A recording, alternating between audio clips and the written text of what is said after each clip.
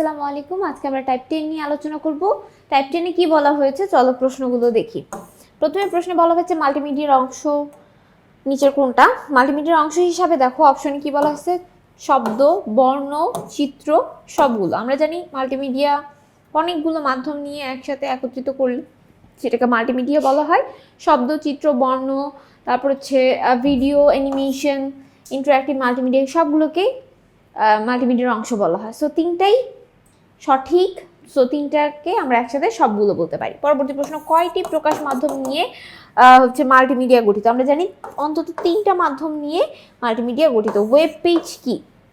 Web page এক ধরনের interactive multimedia. So interactive multimedia কোথায় আছে? খতে। অ্যান্সার হচ্ছে খ। সিনেমা এক ধরনের কি ধরনের মাল্টিমিডিয়া? আচ্ছা, সিনেমা কি ধরনের মাল্টিমিডিয়া? সিনেমা হচ্ছে একদম সাধারণ মাল্টিমিডিয়া। ঠিক আছে, সিনেমার মধ্যে অনেকগুলো মাধ্যম তারপর হচ্ছে থাকে, যেমন বর্ণচিত্র, শব্দ, এগুলো সব থাকে, অ্যানিমেশন থাকে। সো এটা একটা সাধারণ মাল্টিমিডিয়া। ডিজিটাল যন্ত্র কিরূপ ব্যাখ্যা রয়েছে? ডিজিটাল যন্ত্র সাধারণত প্রোগ্রাম করা যায়। ডিজিটাল যন্ত্রের সাহায্যে আমরা কি করতে পারি? প্রোগ্রাম করার ক্ষমতা রয়েছে।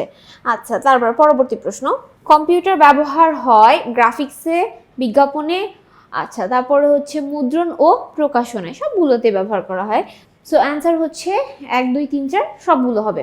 ঠিক আছে, 1 2 3 সবগুলো হবে। অ্যান্সার হচ্ছে ঘ। বর্তমানে সবচেয়ে জনপ্রিয় ডিজিটাল যন্ত্র কোনটি? কম্পিউটার। কম্পিউটার সব থেকে ডিজিটাল যন্ত্র হিসাবে আমরা পরিচিত। সো অ্যান্সার হচ্ছে ক। কালক্রমে কম্পিউটার কোন দুইটি মাধ্যম যুক্ত হয়েছে?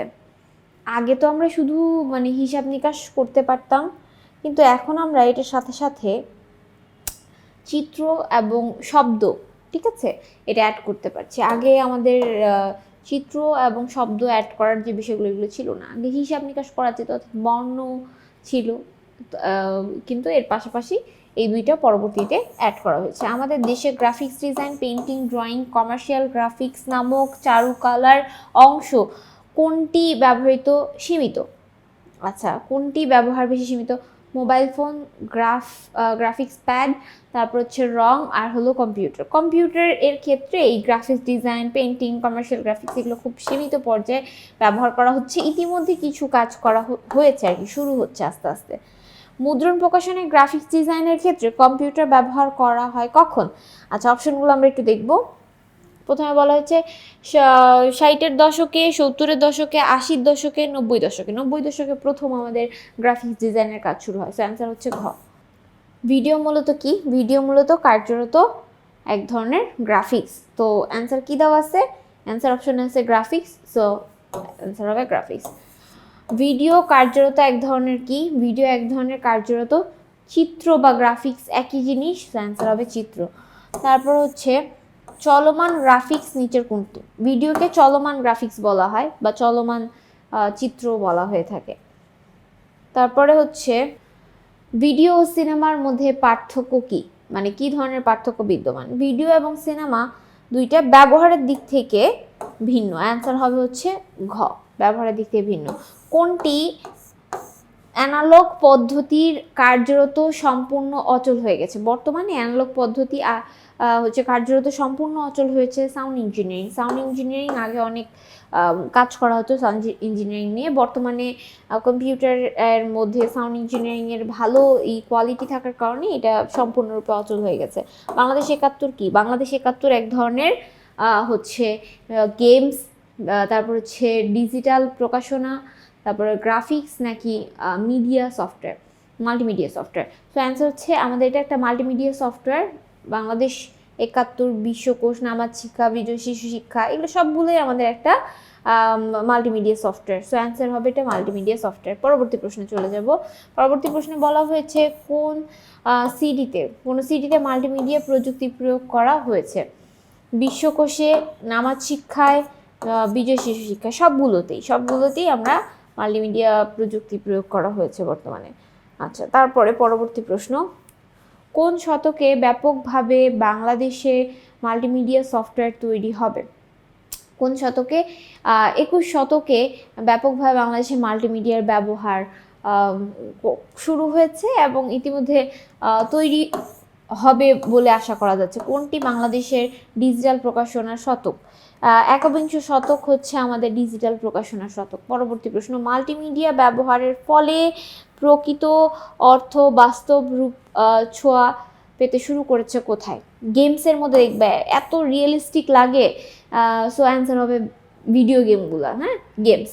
তার মানে মাল্টিমিডিয়ার যে প্রকৃত অর্থে বাস্তবে ছোঁয়া পেয়ে গেছে গেমসের মধ্যে। এরপরে পরবর্তী প্রশ্ন, যে মাল্টিমিডিয়া প্রয়োগ বর্ণ বা টেক্সট এর প্রকাশনাকে আকর্ষণীয় করে তোলা যায়, মুদ্রণ প্রকাশনার কাজকে সহজ করা যায়, হিসাব এর কাজ সহজ হয়। মাল্টিমিডিয়া প্রয়োগ করার ফলে ইতিমধ্যে আমরা বর্ণ বা টেক্সটকে আকর্ষণীয় এবং নান্দনিকভাবে স্টাইল করে প্রেজেন্ট করতে পারছি। এছাড়া মুদ্রণ প্রকাশনার সহজ হয়েছে, অ্যান্সার হবে ক। যারা মাল্টিমিডিয়া বিভিন্ন হচ্ছে প্রয়োগ নিয়ে কাজ করে তাদেরকে কি বলা হয়? তাদেরকে মাল্টিমিডিয়া কন্টেন্টস ডেভেলপার বলা হয়, অ্যান্সার হচ্ছে ক। পরবর্তী প্রশ্ন,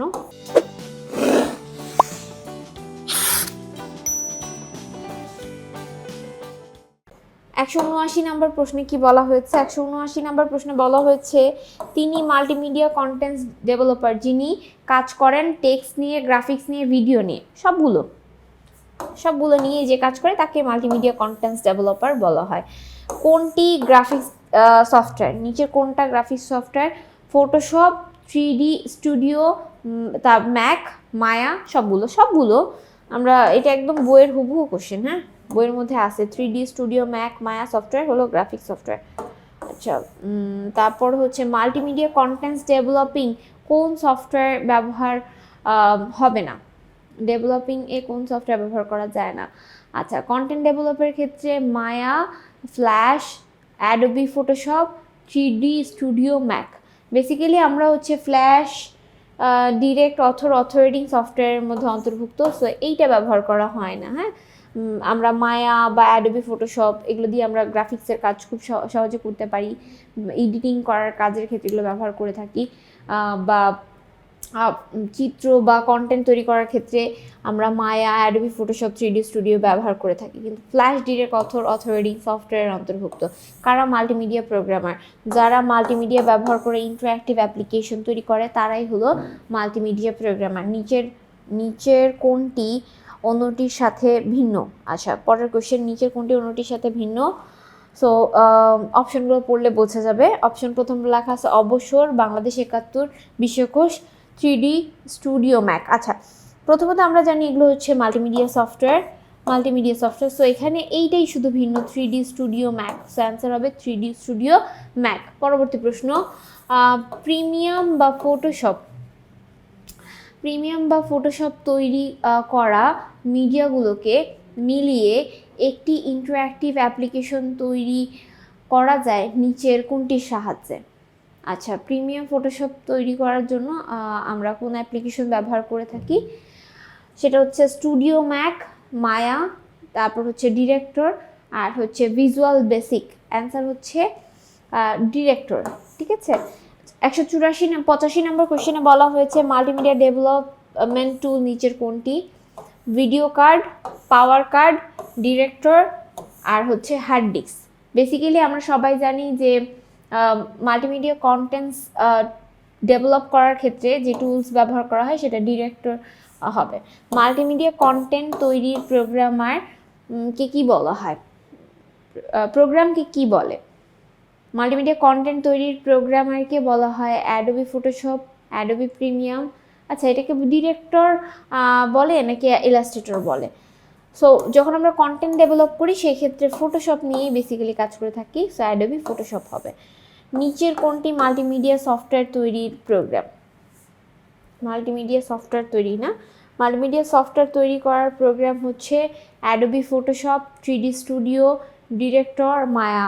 এটা হচ্ছে ডিরেক্টর। হ্যাঁ, তাহলে নিচের মাল্টিমিডিয়া সফটওয়্যার প্রোগ্রাম হলো ডিরেক্টর। বর্তমান সময়ে তথ্য বিনিময় ও তথ্য প্রবাহ অবারিত করে কি করা যুগ? অবারিত করে মানব কল্যাণ নিশ্চিত করার যুগ। অ্যান্সার হচ্ছে ক। ইনসার্ট ফর্ম এর নিচে কোন বোতাম থাকে? আচ্ছা, ইনসার্ট ফর্ম ক্লিক করার পরে আমরা কোনটিতে পাই, কি পাই দেখি একটু অপশনগুলো। ফাইল পাই, নিউ পাই, কালার পাই, ফিল পাই। যখন আমরা ইনসার্ট ফর্মে ক্লিক করি তখন আমরা ফাইল নামে একটা অপশন পাই, সেখানে আমাদের দুইটা অপশন থাকে যে তুমি চাইলে দিস ডিভাইস থেকে পিকচার অ্যাড করতে পারো অথবা ওই যে অনলাইন পিকচার্স অ্যাড করতে পারো। যখন আমরা পিকচার্স অ্যাড করি তখন ইনসার্ট ফর্ম নামে, ইনসার্টে ক্লিক করার পর পিকচার্সে ক্লিক করার পর ইনসার্ট ফর্ম নামে একটা অপশন থাকে, ওটাতে ক্লিক করার পর আমরা ফাইল নামে অপশন পেয়ে থাকি। পাওয়ার পয়েন্টের নিচের কোন ড্রপডাউন তীরটি ক্লিক করলে রং প্যালেট পাওয়া যায়? আচ্ছা, পাওয়ার পয়েন্টে সাধারণত ফরম্যাট, কালার, স্টাইল আর হলো গ্রেডিয়েন্ট। আচ্ছা, যেহেতু বলছে কালার প্যালেট পাবো, সো কালারেই ক্লিক করতে হবে। ড্রপডাউনের কালারে ক্লিক করলে সেখান থেকে আমরা কালার প্যালেট সিলেক্ট করতে পারবো। সেখান থেকে আমরা কালার সিলেক্ট করতে পারবো। পরবর্তী প্রশ্ন, মাল্টিমিডিয়া প্রয়োগ বর্ণ বা টেক্সট এর প্রকাশকে আকর্ষণীয় করে তুলতে, মুদ্রণ প্রকাশনাকে সহজ করতে। মাল্টিমিডিয়া বেসিক্যালি ক আর খ, অর্থাৎ বর্ণ বা টেক্সটকে আকর্ষণীয় করে তুলতে, মুদ্রণ প্রকাশনার কাজকে সহজ করতে ব্যবহৃত হয়। অ্যান্সার হচ্ছে ক। নিচের অনুচ্ছেদটি পড়ো এবং 192 এবং 93 নম্বর কোশ্চেনের উত্তর দাও। উদ্দীপকটা পড়ি, চলো অনুচ্ছেদটা পড়ি। রকিব একটি কোম্পানির প্রধান কর্মকর্তা। আগামীকাল বিদেশ থেকে একদল পরিদর্শক তার কোম্পানি পরিদর্শনে আসবে। তিনি তার ল্যাপটপে বসে ঠিক করছেন অতিথিদের তার কোম্পানি সম্পর্কে কি কি দেখাবেন। এই কাজে তিনি একটি সফটওয়্যার সাহায্য নিলেন। আচ্ছা, প্রশ্ন নাম্বার হচ্ছে 192। বিদেশি অতিথিদের সামনে উপস্থাপনার জন্য রকিব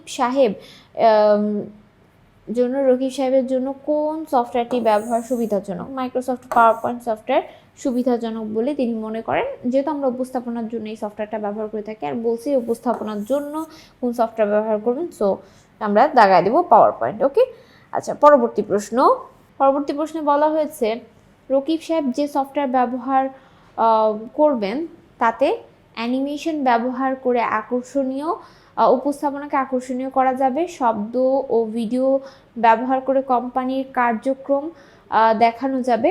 তারপর হচ্ছে কোম্পানির আয় ব্যয়ের হিসাব। আচ্ছা, আয় ব্যয়ের হিসাব তো সাধারণত কোথাও দেখায় না, তাই না কোম্পানির। সো আয় ব্যয়ের হিসাব তো এক্সেল সফটওয়্যার দ্বারা করে, এটা তো হবেই না আরও আগেই। সো অ্যান্সার হবে ক, আর 1 আর 2 অ্যান্সার হচ্ছে ক। ঠিক আছে, তার মানে হচ্ছে তিনি অ্যানিমেশন প্রয়োগ করে উপস্থাপনাকে সুন্দর আকর্ষণীয় করে তুলতে পারবে, আর হলো শব্দ ও ভিডিও প্রয়োগ করে কোম্পানির কার্যক্রমগুলো সে আরও সুন্দরভাবে অ্যানালাইসিস করে দেখাতে পারবে। আশা করি এই পর্বটি বুঝতে পেরেছো। পরবর্তী পর্বের জন্য আবার আমন্ত্রণ রইল। আসসালামু আলাইকুম রহমতুল্লাহি ওয়া বারাকাতুহু।